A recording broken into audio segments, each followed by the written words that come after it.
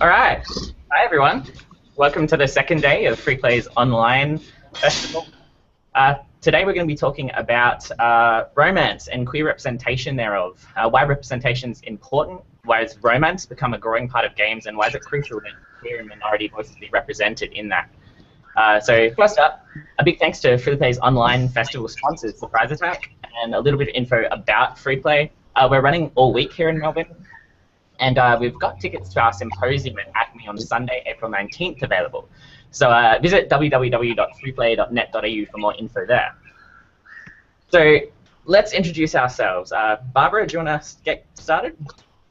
Okay, my name's Barbara Kerr. I'm a member of the Rebel Quill Gaming Collective. We are currently working on a Mass Effect fan game called Speed Dating on the Citadel, which uses the world and races from the Mass Effect universe, which we hope to spin into perhaps an original game at some point in the future. I'm writing a Hannah character, so pretty much agender in terms of human romance. Other than that, I'm a pretty massive BioWare fangirl, and also play a lot of other AAA indie titles. Yeah, and massively into writing and reading romance. See my AO3 for details. Awesome. Snow? Okay, my name is Snow McNally. I'm an independent designer and fiction writer, currently working on a queer interactive fiction story, and also a writer for Rebel Quill Games, along with Barbara, and general fan of things which are queer. Nice. Luke? Hello, I'm Luke Miller. I'm an indie game developer here in Melbourne. I make gay games, so subset of queer games. I made My Ex-Boyfriend the Space Tyrant, the gayest game ever made, and I'm working on a sequel at the moment called Escape from Pleasure Planet. I'm halfway through. Nice. Awesome. Alex? I'm Alexander Ocias. I'm an Australian boutique game developer. I like to make things that show people they're not alone or give them some sort of empathy. I've worked in lots and lots of different things. Worked in film on Happy Feet too. Worked in augmented reality apps, educational games for the government. Lots of different sort of games and interactive things. Nice. And I'm Liam Esler. I'm a game developer who works at Beamdog, doing Baldur's Gate 2 and Hearts Edition and all of the various Infinity Engine and Hearts Editions. I like writing queer romance and romance in general. I'm a big fan across games. And I also work at Surprise Attack, which is our sponsor today. So to get started, let's talk just briefly about what we mean by queer. Obviously, it's a tiny bit of a loaded term that not everyone agrees with. So we want to sort of define what we mean in this particular panel when we talk about queer. So the sort of general agreed definition that we sort of came up with was a queer is a gender or sexuality outside of perceived societal norms. But Snow came up with a really interesting definition, so I'll let her run through hers quickly. Okay, so my definition for queer was basically anyone who goes through a point in their life where they have to think about what a part of themselves and actually come to terms with a realization about themselves that is not just natural. For instance, like somebody coming to terms with being gay, with being trans, with being non-binary, anything like that, but anything that evokes those same feelings. Basically, if you have to stop and think and actually come to a realization about yourself that isn't just, a part of everybody's life, then that feels pretty queer to me. I love that definition. It's so good. So let's talk a little bit about romance. So romance has, over the past few years, become sort of more and more sort of popular in mainstream games and as a niche. What do you guys think sort of are the reasons behind that? Do you think romance is cool? Do you think there are good reasons behind that, or do you think that we've still got a long way to go in terms of representation of romance in games? Well, it's just, I think, well, I'll jump in. I think it's completely at the beginning of telling romance in games. It's just, I think we're seeing computer games mature a lot in the last 5, 10, 15 years, but it's still just barely begun. And I just think this sort of upswing in romance is sort of just people beginning to bring in mature, I'm not even, X-rated or anything, just mature adults, everyday concerns and feelings into games. Do you think it's a part of the maturation of games as a medium? Absolutely. Yeah. Alexander mentioned Sorry? Alexander mentioned earlier about how this might be the rise of romance in the West. I'd like to hear more about that because I know very little about JRPGs and things like that, but apparently the visual novel genre has been huge in Japan for ages, and I know very little about that. It's an interesting thing as well. That, for example, Square Enix, before they made Final Fantasy and really blew up, or even around that time, they were making visual novels for the NES, and I don't know. It seems like there was sort of a bit more of an acceptance of having romance as a focus, as the story you're telling, as the purpose of going out to buy a game for the purpose of experiencing something about romance over there. Whereas romance does feel like it's been present in Western games as well, but maybe as a bit of a product of it's the victory condition as you reached romance, or you're looking for a romantic interest who's been stolen, something like that. I think it's sorry. Well, I was going to say, I just sometimes think Mario is pretty much the straightest game ever made because literally the princess is at the end of the level and you're just running towards her. It's interesting that is a romance. It's a representation of romance in games, and it's one of our earliest examples of the traditional video game. And I think there was a big sort of rise in romance as an accepted thing in games in the 90s, and then the sort of the late 80s, early 90s, and then we sort of had shooters come in, and it became more about shooting people and trying to find motivations for that. And so what do you guys think about that transition that sort of we've been seeing between in the complexification, I guess, of motivations in games for protagonists, etc.? I think maybe there's two sides of it as well. That we have this one side of where we want people to be able to see more of themselves in a character and see more of their own human condition, of the things they go through. But maybe there's also a bit of that power thing in there as well. Of like, we're not just selling the physical power more; we're selling more of all the things around, Indiana Jones, all the other parts now that he's got as well. Yeah, absolutely. I think one thing we were talking about earlier that I sort of mentioned before the panel began, an awesome researcher by the name of Heidi McDonald did a couple of talks at GDC over the last couple of years about romance as a genre and romance in games. And one of her beliefs is that the rise of women gamers in gaming has actually really contributed to the rise of romance, and that we should be focusing more on romance as a result. What do you guys think about that? Well, so, I mean, there's kind of two halves. I really love that victory condition thing. It's quite a good synergy, I guess, in game design and, human needs, is to have romance as kind of the end goal. But if we're talking like capital R romance, as in like the romantic movement, there is a certain darkness and tragedy to it, because sort of romance on one level is about this sort of unattainable goal. And that really does suit storytelling, gameplay, and everything. But if we're talking about it in a queer context, I think one of the reasons we're seeing a lot more sort of queer romances, or queer people in games, they often involved in romance, is where am I going at this point? Oh yeah, just oh sorry. Yeah, it's we can't really show. We're trying to ease gay characters into gaming in a big way, and part of that is we can't really show them having sex, although that's definitely changing better. Maybe just sort of that romance, that kind of, peck on the cheek, that, it's part about easing people into the fact that gay people or queer people are sexual beings as well, and trying not to scare. I think with what Liam was saying is an interesting thing is that the average gamer is now, what is it, 36 and a woman, and we have that same sort of audience for romance novels, I think.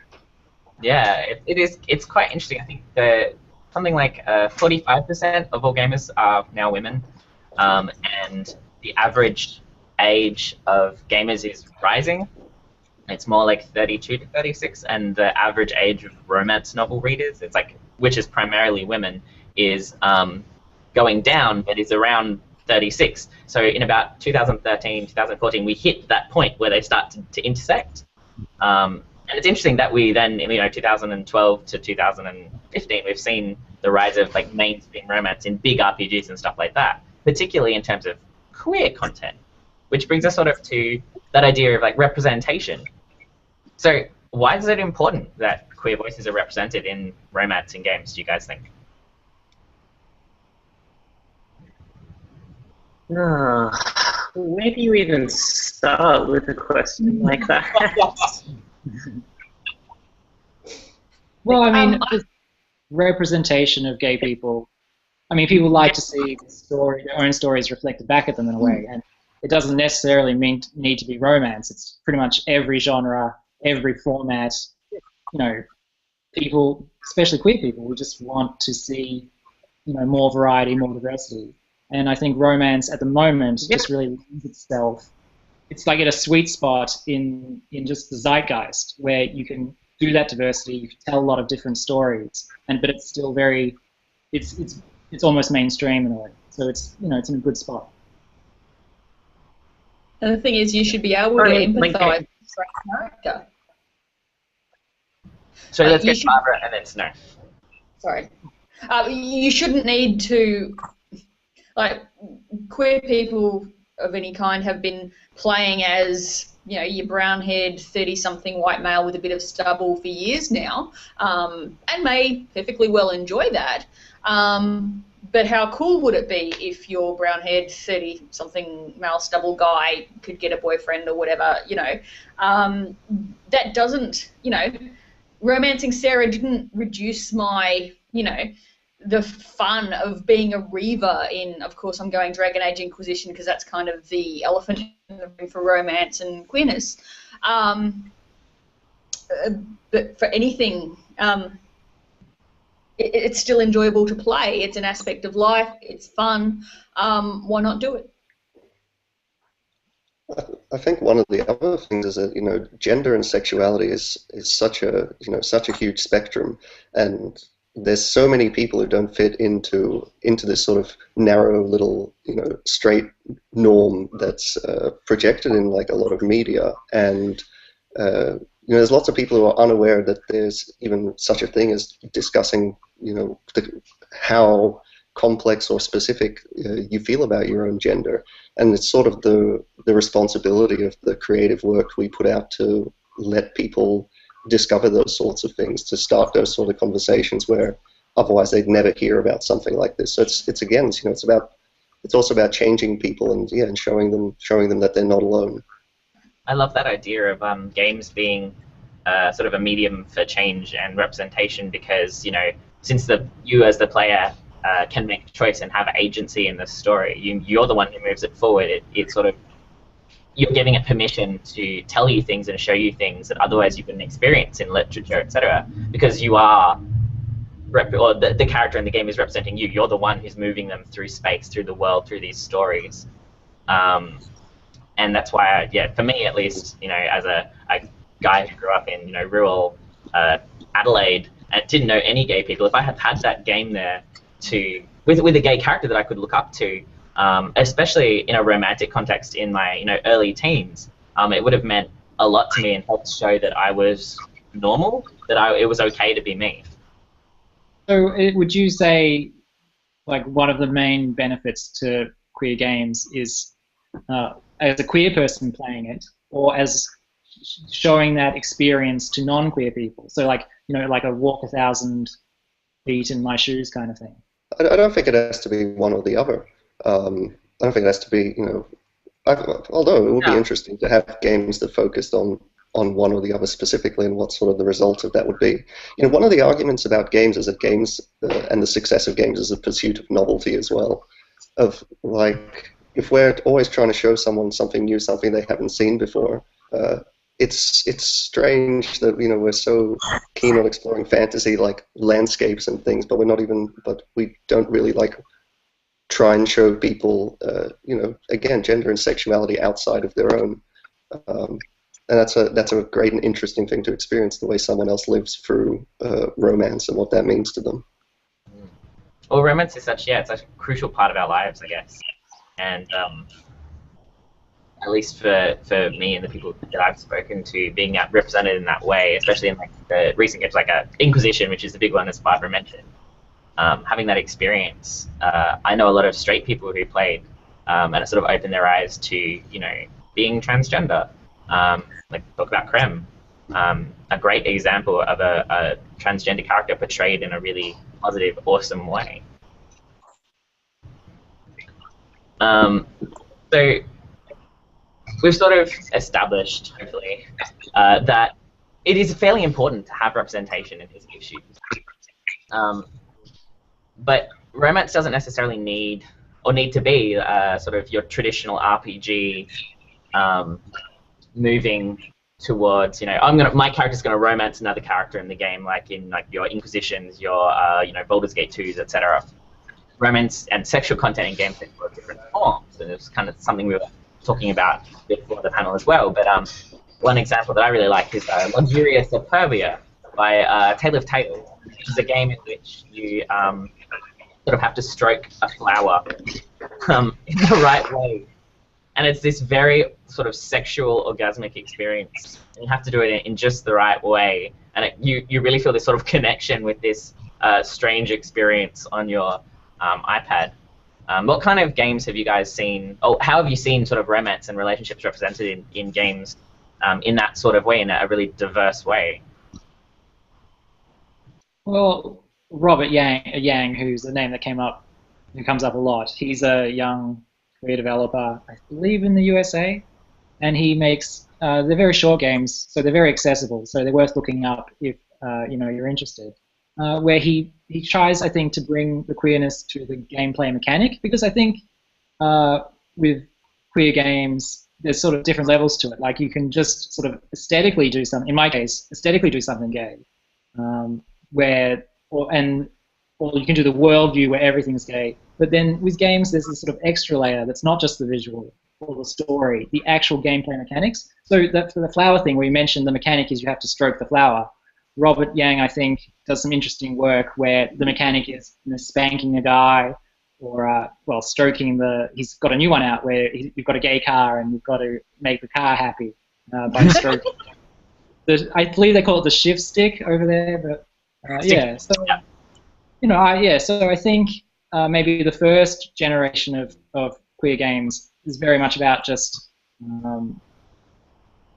taking a real world approach to it, like, this is a real gay character with real dilemmas and everything. But absolutely, as you were saying, Alex, games literally can be anything. Like, it's complete imagination. And so why do we restrict ourselves to just telling to realistic portrayals of sort of segments? Like, even you were saying not everyone fits into the straight mold, but even amongst the gay thing, not everyone fits into the gay mold. And one of the things I like about games at the moment is you can just see everybody pretty much has their own individual sexuality, which I think is something that's coming out of games and coming back into mainstream society.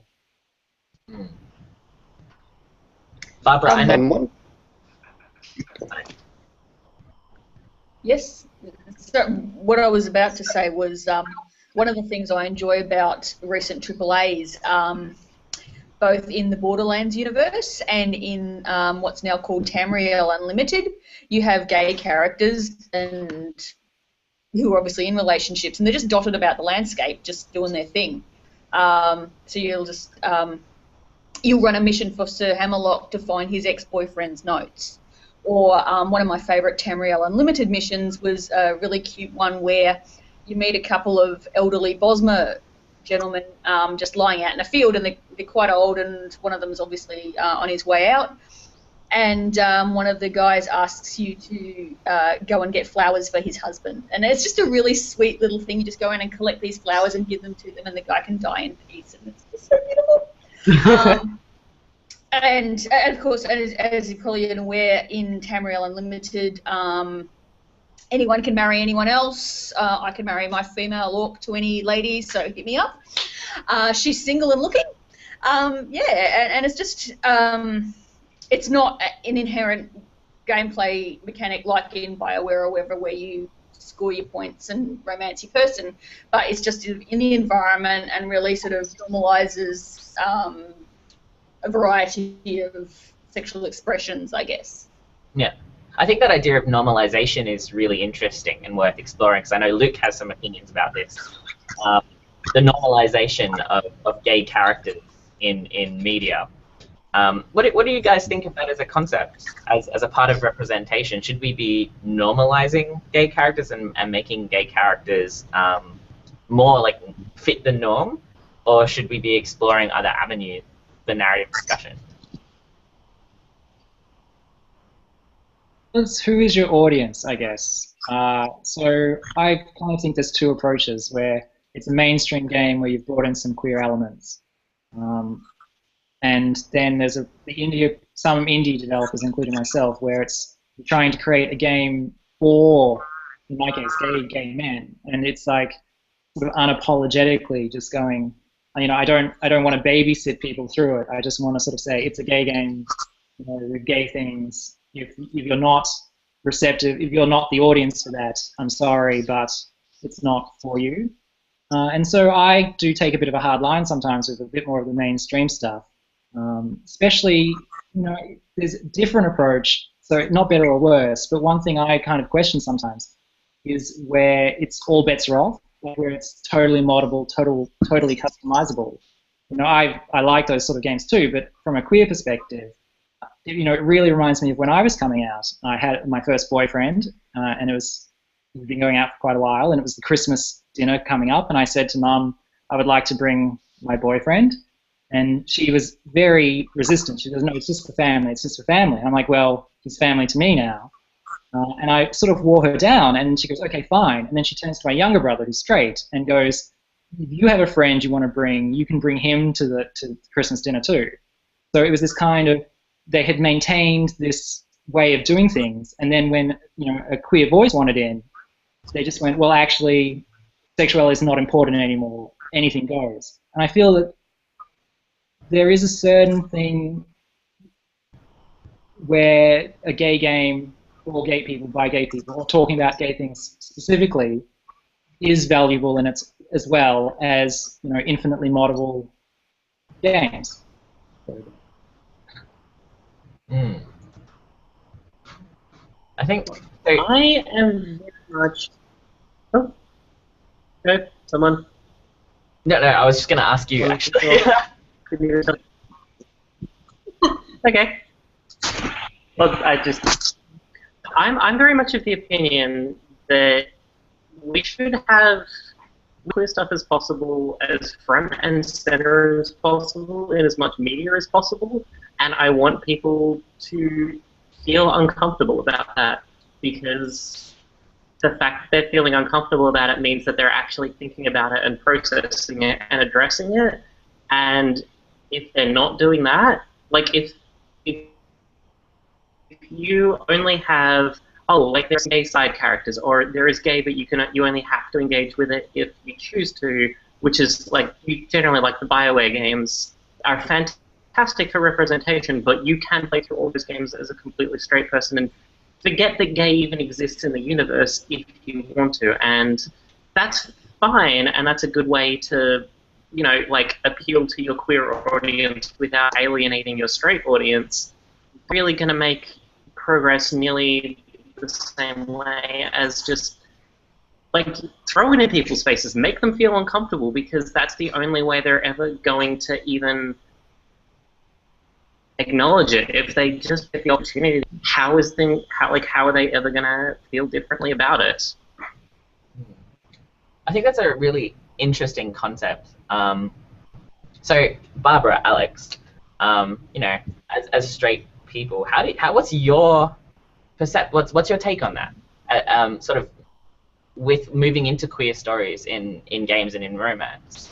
Have there been times where you have felt uncomfortable, and it sort of challenged you in that way, and sort of what's been the result of that? Not in terms of romance, because I quite happily romance, what's her name? Liliana, thank you. Or whoever. The Krem thing was a bit interesting, because what I actually found confronting was not Krem being a trans man, but that scene in the bar where you're chatting to the gang.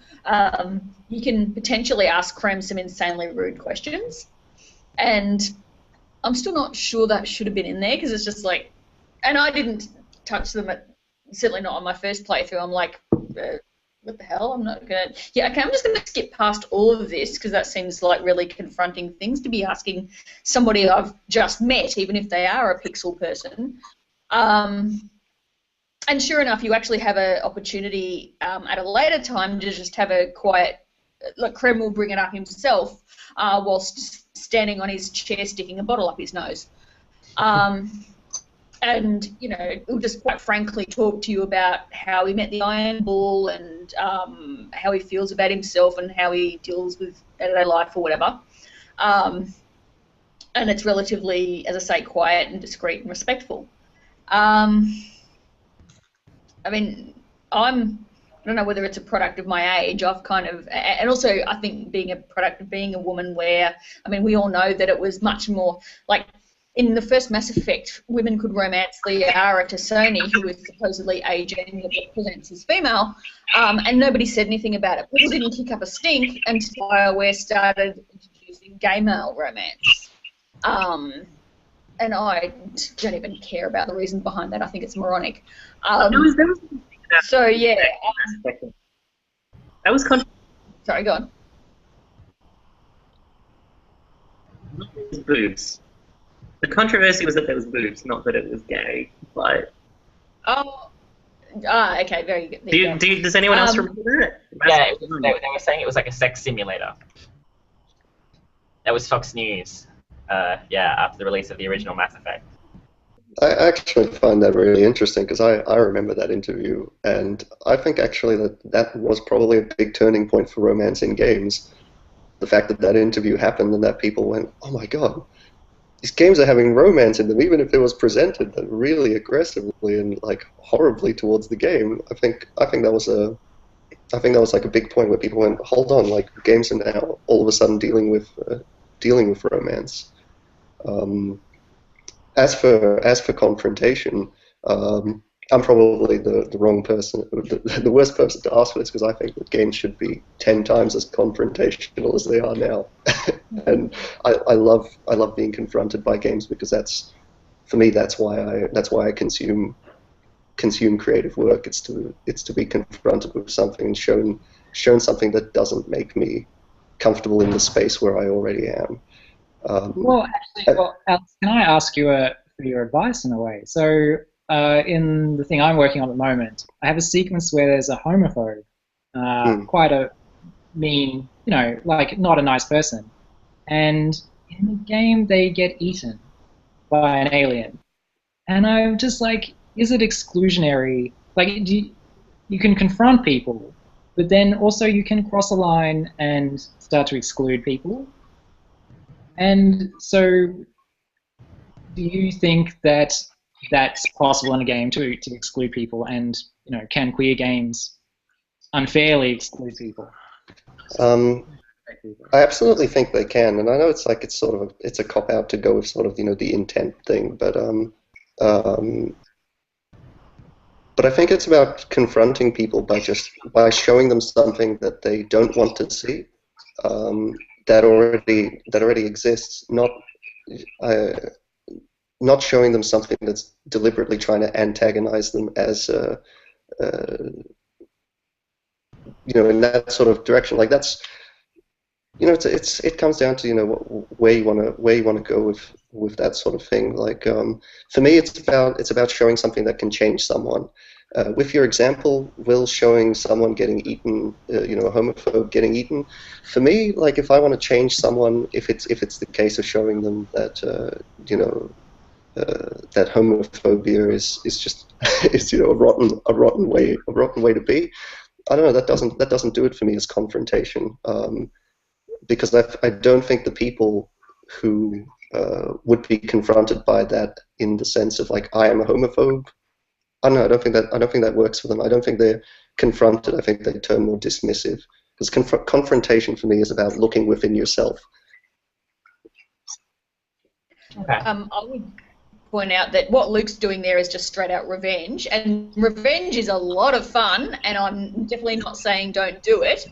I guess what jumped to my mind for that is that there are plenty of homophobic people who are themselves gay or who are not ready to confront themselves. I'm particularly haunted by the spectacle of Ted Haggard, who, the people who get sent to conversion therapy, the people who, like the gentleman I was reading about in an interview who said, I didn't want to be gay. If it was a choice between, the love of Jesus Christ and being gay was going to have to go. And so there are all sorts of people out there who are homophobes who, firstly, are not very obvious about it, and who perhaps do need to have their hand held in a way, and who deserve to have their hand held, who deserve to be shown a better way, I guess. But in your case, what you're doing there is just straight out fun revenge, and you're alienating a homophobe to you is like bombing Dave's house in Borderlands 2 was to me as a woman, where Dave is this obnoxious turd who keeps, banging on about how the town's female engineer should make him a sandwich, and she gets the player character to basically quite elaborately nuke his house. It's great. But just don't pretend you're doing anything other than getting revenge. Just enjoy the revenge. Yeah, I think it's interesting to see the ways that we can explore revenge. Like, is games a good way of gaining catharsis? Because that's sort of, in a way, what that would be doing. I think, like in a mainstream game, I reckon it's a big no-no. Like this, they're meant to be pleasant experiences in general, mainstream, and fun. The indie games can have goals other than happiness. They can be sad games or activist games. But then it's if you're being really gung-ho about the queer themes, is there a line when it does become exclusionary again? I don't know. It's when you I really don't know. But that's what's exciting about games, I think. You can just kind of, people are just throwing stuff out there to see what works and what doesn't work. A bit. It's like, it does, sorry. Could I ask a question of the panel? One of the things the Dragon Age series did, and I have to admit I'll be happy to talk about other series, but in Dragon Age 2 they made it so that all the characters were bisexual and could be romanced regardless of the player's characters, or even the player sitting at home. I could go in and I could set up a female character and romance Meryl, or I could set up a male character and romance any of the people, and it made no difference. And then they decided to drop that in the Inquisition, and so you have characters who are clearly gay and who will absolutely politely but firmly reject a person who is not of their targeted sexuality. So Cullen will give you a sad but polite shutdown if you're a dude, and so on. You can flirt with Dorian as a woman, but it won't go any further. And I was wondering what you guys thought of that. Do you have a preference? Because I personally think I like the DA2 approach of everybody can be romanced by anybody, but I also feel like it could be a bit erasing in the sense that, you are gay. You're not bi. You're not, whatever. And to just make, okay, everybody is just pansexual just feels a bit hippy-dippy and erasing. Actually, I really liked that approach in Dragon Age 2 because they were bisexual characters, and we so rarely see real fleshed out bisexual characters. I think, but part of the problem was it wasn't made super clear that they were actually bisexual, and like David Gator, the writer, like later said, yes, they were all intended to be bisexual from the beginning. They weren't intended to be player sexual, which was the term that was sort of coined after this. So I mean, for me, like, bisexual people are so often erased that, you know, it was exciting to see some real representation of bisexual people, and it made me sad that it was sort of co-opted in this crusade against player sexualism. I think that BioWare is in a really difficult place right now with Dragon Age and Mass Effect. The origins coming from like this sort of RPG thing where it's about a power fantasy and becoming stronger and getting what you want, and this history of like insert kindness coins to receive sex from a party member, and it's pretty clear that they want to make something that's a more genuine form of romance and something more real, and they've sort of like broken this contract which they've unwittingly signed with all these players, and I think that's like where a lot of this dilemma comes from, because I really like the idea of that, that these other characters are their own autonomous beings who won't submit to your whims, and they're humans. They have their own gender and sexuality that maybe doesn't change to what you want it to be. Which sort of brings us to like so we talked about BioWare games a whole lot. So like maybe let's have a look at some other good examples of queer characters and romance games. Like, what other sort of games can you guys think of that, or for you, stand out as really good representation?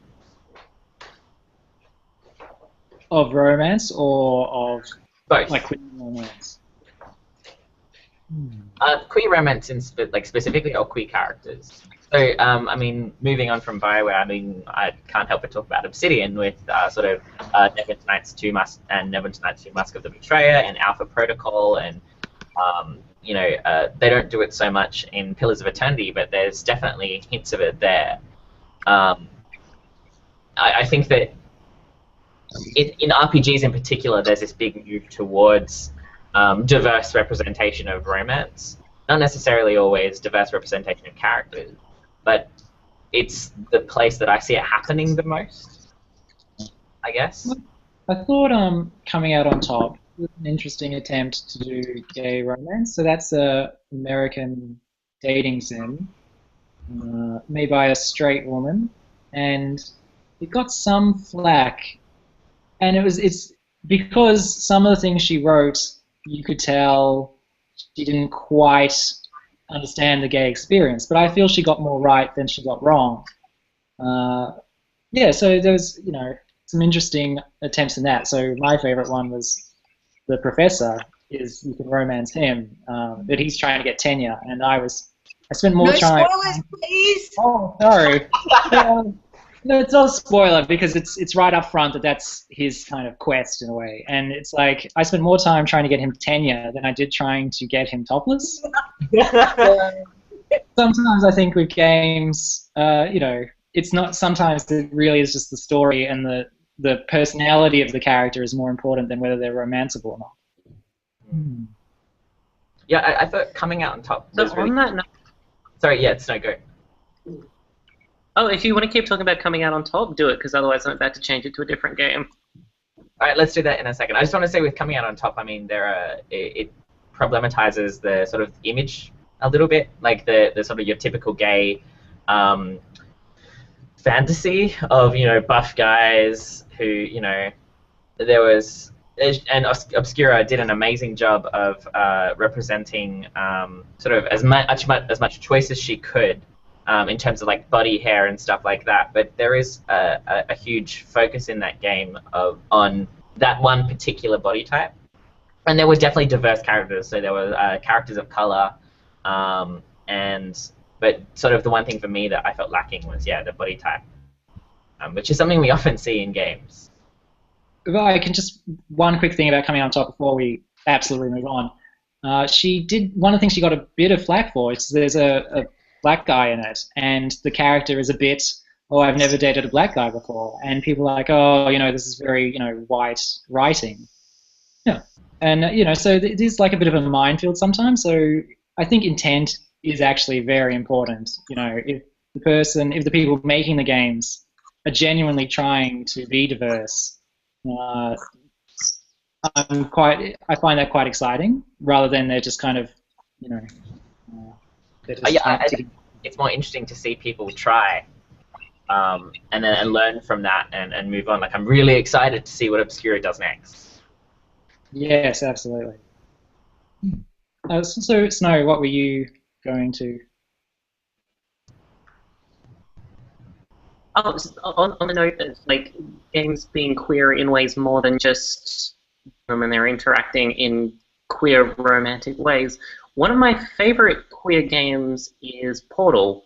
And Portal is not explicitly gay. It's not really even romantic in any sense of the word.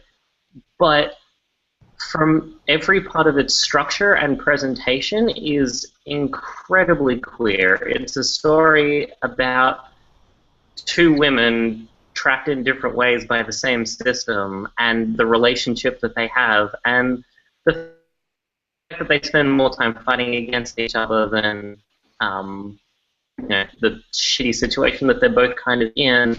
And when you get into Portal 2 and you start finding out like how Gladys got to the point that she's in, like there's the whole weird like Carolyn pseudo rape thing and everything.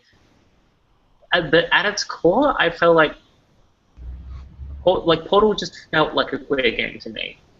It felt like it was taking intentions and kind of ignoring them. It's like this is the story that we want to tell. These are the systems that we want to use to tell it. And this game at its heart is a relationship between two women, and it's not a romantic relationship, not even close. And I think that's important, that you can do queer stuff without it just being like, and a lady and they kissed. Here's a dude and a dude, and they had like. There are so many more ways to buy it, like to use that queer experience. Right. So I think it's a game where the heroic thing to do is to help someone come out. I find that quite interesting because it's like you're taking the queer experience and trying to make the gameplay about it, but also you're sort of saying the hero thing to do is to be gay or be queer. But the other, if someone else got something to say, please jump in. But I was fascinated that you mentioned Portal because I actually think artificial intelligence, as it's represented, that is the queer, the other in science fiction and that at the moment. So in the 50s and that it was like the butler was the queer character, and then we kind of had the 70s and 80s where it was often the villain is the other is the queer character. Now, absolutely, I think the computers in games are absolutely the queer characters. It's really interesting. There's a really good jump point from that to Christine Love's Digital. Yes. Yeah. Now, that's a fantastic romance, and if we're talking about AI as queer, I think that's fantastic. I won't even spoil any more of it because it's well, actually it's probably already spoilers. But anyway, check that one out. But another indie one that I think really works well is pretty much anything by Anna Anthropy, but in particular I think Mighty Jilloff, and showing people what a sort of romance of power exchange sort of directly feels like, can sort of give people a real sense of the desire involved in that without even really being confronting like we were talking about. One more game actually of like the more sort of non-indie stuff is Animal Crossing. I find really funny or really interesting to look at in this sort of lens, because it's something that makes it very comfortable and easy to sort of explore gender through fashion, through in this sort of social environment, and like changing the appearance of your character, and also like as a sort of multiplayer game of like then exploring gender within this game and then bringing that into a sort of relationship with other people in the real world and romance related to that. Mm. Oh, by the way, we should have time for some questions. So if anyone wants to tweet questions with the FreePlay15 hashtag, we should be able to get to some in a couple of minutes. Just one thing about the artificial intelligence, maybe not in Christine Love's games, but it's another sexless gay character. You know, it's like this kind of continuing thing where queer people, we eventually get into the product, but we're not allowed to be sexual at all. And so I think one of the things I love about the artificial intelligence is that, you know, they're kind of, actually, well, I just love them, basically. I'm a big science fiction. I don't really have an end to that point. I just thought I'd raise it, that it's another sexless character, like the butler, like the villain, you know. I just love that. Predators, which, you know, which is, I guess, the thing. Often queerness was often portrayed as that. So, but artificial intelligence, they're very rarely sexual predators. So, you know, things have changed, I guess. I think I really like that in a way that almost mirrors sort of the representation of asexual people and characters, and like that's super interesting to me. Like I think recently, Anthony Birch, or one of the writers for the Borderlands series, confirmed that one of the, I think it's like Maya, one of the original Vault Hunters, is actually asexual. Which, you know, is, you know, I wish that explored that in the game. Sorry, Barbara. They did a little bit in the Moxie's Wedding Day Massacre. They ask a bit about, you know, do you have a special person? And Maya is like, no, I don't know, romance, whatever. So it's not completely ignored. Hmm. What about, just quickly before we move on, sort of the queerification of sort of, or subversion of straight stories in games? Like one thing that I found really interesting was Tomb Raider. The relationship between Lara and Sam, I actually read that as very queer. Yeah. And for me, it was like, it felt like a romance. I mean, it wasn't intended that way. The text wasn't written that way. But it was left open for interpretation. And that was something that was really exciting to me, and I love that about games.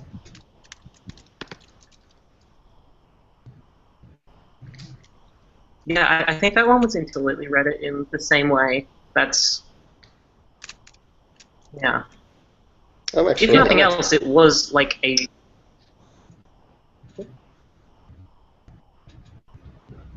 Sorry, Snow, we're losing you a little bit. Oh, no. There we go. I think you're back now. Maybe? Yes? Okay, or... You are good. Okay, I was just going to say, like, the whole relationship between Lara and Sam, it kind of doesn't matter if it was intentionally romantic or not, because all the same elements are there in terms of, like, a whole lot of the story revolved around how they felt about each other, how they interacted with each other, the lengths that they went through each other, them just sort of looking out for each other.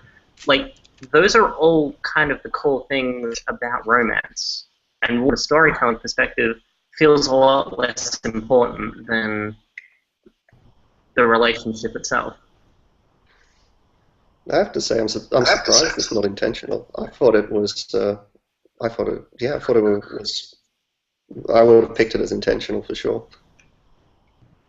Yeah, I think I did read somewhere that it was, they wanted to leave it a little bit open. Is it queer baiting, do you think? So that thing that's kind of a trend that's been emerging in television and films and, you know, and celebrities is even if you're straight, you do things that, you know, nudge nudge, wink wink to a gay audience. Do you think that has a role in games going forward?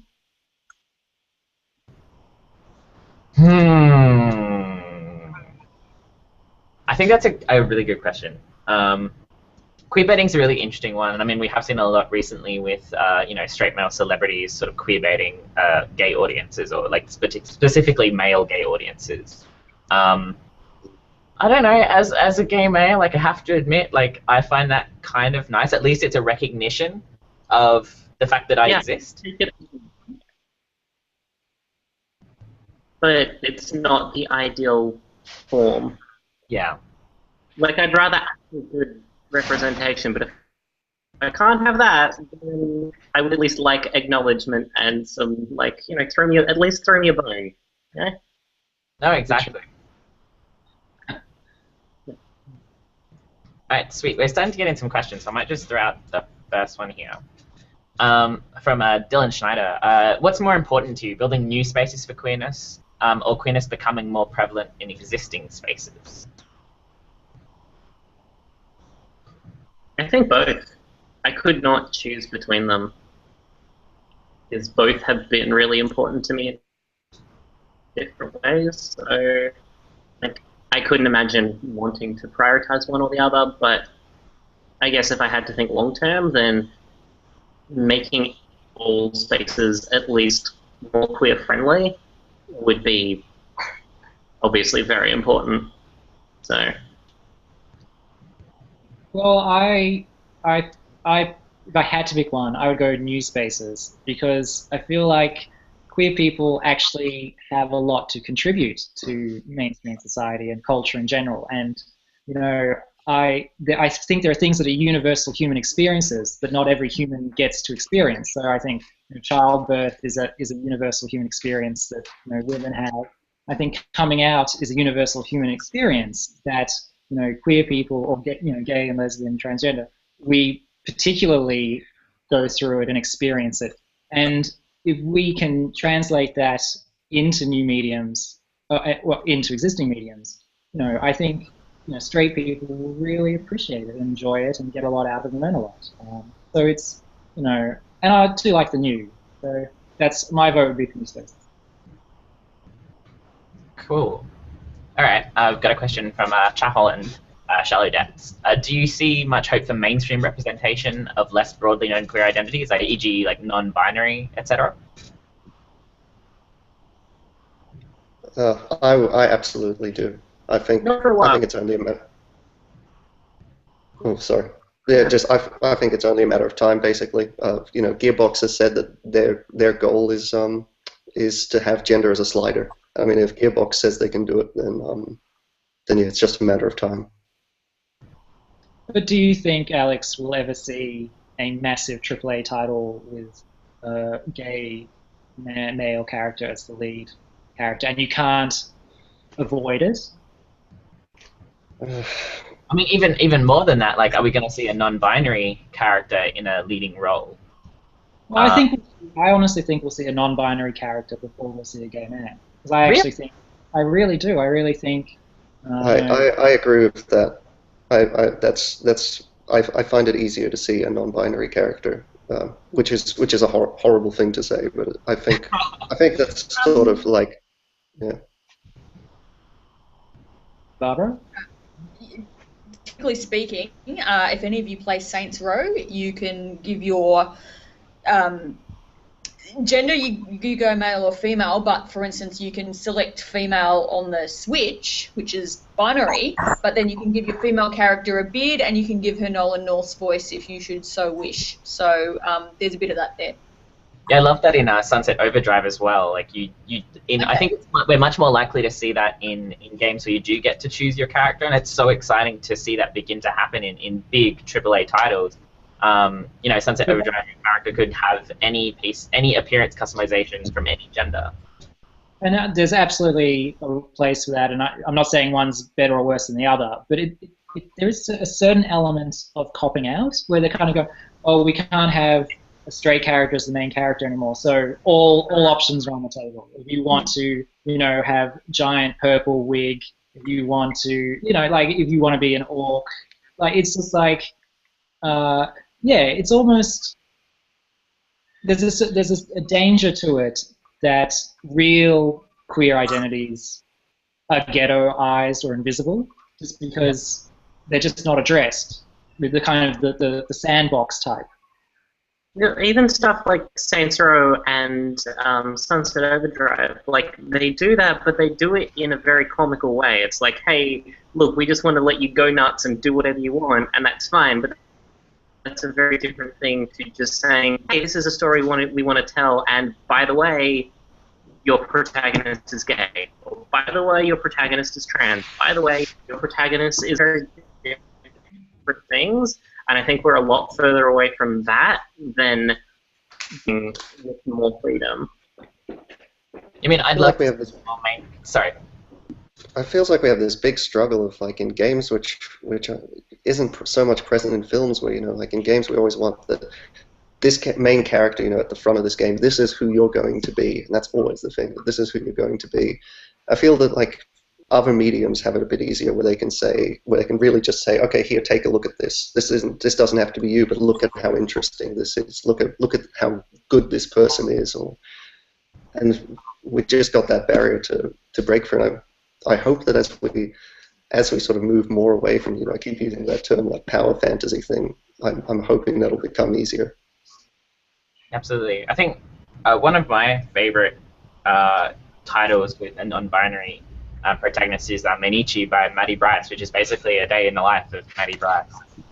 It's a beautiful game, and I thoroughly recommend everyone checking it out. But I do agree that I think I don't know if I would say that we're less likely to see a gay character in a leading role before a non-binary. At the same time, like arguably, we've already had a lot of non-binary characters in the form of sort of anthropomorphized characters or characters without clearly defined genders, like Ori in the Blind Forest. Is that what it's called? But yeah, Ori's gender isn't necessarily defined initially, and there's been some interesting interplay in the press about what gender they refer to the character as, and I kind of found that really exciting when I was reading the reviews. And it was kind of sad that a lot of people chose to refer to the character as male. But yeah, no. Well, my favorite, I guess it's not necessarily non-binary, but it's an asexual character. It's a few years old now, but I still think it's one of the better indie games, that sort of stuff. Is a game called Madame Pamplemousse in It's Not Over Till the Fat Lady Sings, and you're a detective going through the story who just happens to be asexual, and it's done just really well, I felt. Like just, so if you're interested in seeing some sort of a non-binary character in a lead role, I reckon that's a pretty good game. So. Cool. All right, Barbara, from JDEC, as a straight cis woman, do you find it challenging to write a queer character such as Mazdura for SDO-TC, as in speed dating? I haven't got to, at the moment, I'm just setting up the character, so I'm currently where I'm writing the scenes to establish that you are compatible with Mazdura in a spiritual or emotional sense or whatever. One thing I do like about our games is that a friendship outcome is considered a win condition, and I think that's very important. So I really have to think about quite actively about, because I am supposed to write a sex scene, basically. And it's hard enough for me, it's hard enough writing a conventional, like a straight sex scene. And I have had some success writing FF/, but it's always difficult. Writing sexuality is incredibly difficult, even if you're just writing some throwaway fun. And so with Mazdura, I have to think about, because I'm assuming our player character is human, I really have to think about what intimacy might mean to a species that are basically jellyfish, and really thinking about ways to show affection and love, which are not necessarily even a human might find affectionate or whatever. So, I mean, I'm looking forward to the challenge. I think it'll be really interesting, and I think it's beneficial for anyone, no matter what sexuality they are, to sort of move away from things in orifices. Yeah, absolutely. Just before we finish up, because we are right on the 7 o'clock mark, so would everyone like to talk briefly about the projects that they're working on?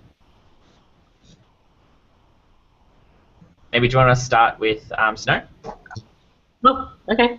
Hey, sure. Okay, well, as well as writing for Speed Dating on the Citadel, which has now sort of been talked to death, but, it's going to be great, so keep your eye on it.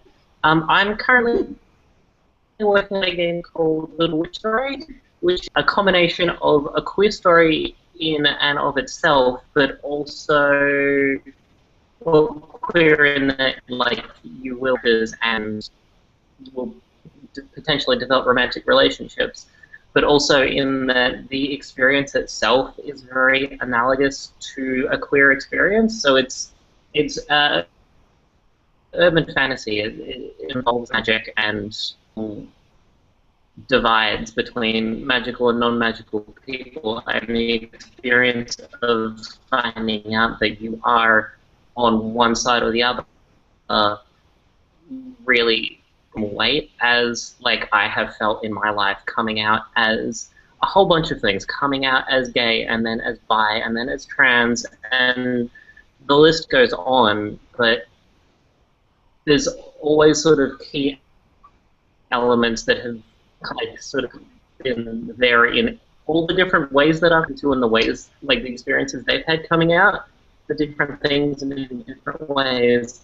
There are always some core elements, and there's a lot of that reflected in the story. So it's a combination of a queer story for queer people and potentially an empathy tool for people who aren't queer but maybe experience or, you know, feel a little closer to it. So. Awesome, thank you. Luke? Well, I'm working on an adventure game called Escape from Pleasure Planet, and it's you're a gay captain of a spaceship. You go to this pleasure planet, and you sort of go through different fantasies that other people are living out on this planet. And I'm just really trying to, really bring in, the gay experience into these different parts. So it's, coming out and a bit of prejudice, but and also, that white picket fence ideal that, a lot of, we're sort of raised to believe in, but then you realize, well, actually, I'm not part of that mainstream in many ways. So what does that white picket fence, family and 2 kids, what does that mean when, is it still a valid goal, or is there some other goal you should have? And so that's what I'm trying to sort of work out at the moment and keep it fun. So come on. Barbara? So the main game that I'm working on is as we mentioned, speed dating on the Citadel. It's not my first choice game, but it is perhaps the most elaborate choice game I've ever worked on. I am currently, as I say, writing the Hannah character, who's kind of agender. I was writing a pansexual polyamorous Volus character, but she's apparently going to be left till later iteration, which is a shame because I was really looking forward to writing her. But I need to get the practice up first, so this is an exciting learning experience for me. Cool. Alex? So, like Snow, the sort of building empathy thing is really important for me. But I'm working with what it means to have a touch screen, what it means to sort of try and tell stories in 60 seconds on the way, sort of to and from work, how we can build empathy as part of our day every day, and how we can build, like I want to build desire for places and characters that don't have a gender. So that's what my current project is about. Doesn't have a name yet, but otherwise, yeah, I consult for other people and build games around these sorts of issues for other people's specs. Nice. And I'm working on the next Baldur's Gate title, which hasn't fully been announced yet, but you'll be hearing more about that soon, so I can't really talk about it, but it does feature a variety of different queer stories in various ways. I'm very, very excited to share it with the world. So I think let's maybe go like 1 or 2 more questions, and then I think we'll probably finish up. So the next question that we had, which is a really interesting one from Josh Harvey. What's your opinion on putting queer characters in games for the sake of having them? So like having queer characters for the reputation of your company or game? Rather Given than that queer people actually exist in the world, why should they exist in game worlds? Well, yeah, but it's the same thing of like, if that's all I'm going to get, I would rather have that than nothing. But obviously, I would prefer it actually to be leveled down. I would like it to be actually want it to be there. So, yeah, put queer people in everything, and better than that, actually do it. And unfortunately, I think we're going to have to wrap up. So thank you guys so much. Alex, Barbara, Luke, Snow, you've been awesome. Thank you so much, everyone, for watching, and thank you so much to Dan and everyone at Freeplay for inviting us along. I hope everyone has a fantastic Freeplay. Thanks. Bye. Great. Thanks, everyone. Good job, Liam. Thank you for hosting. There we go.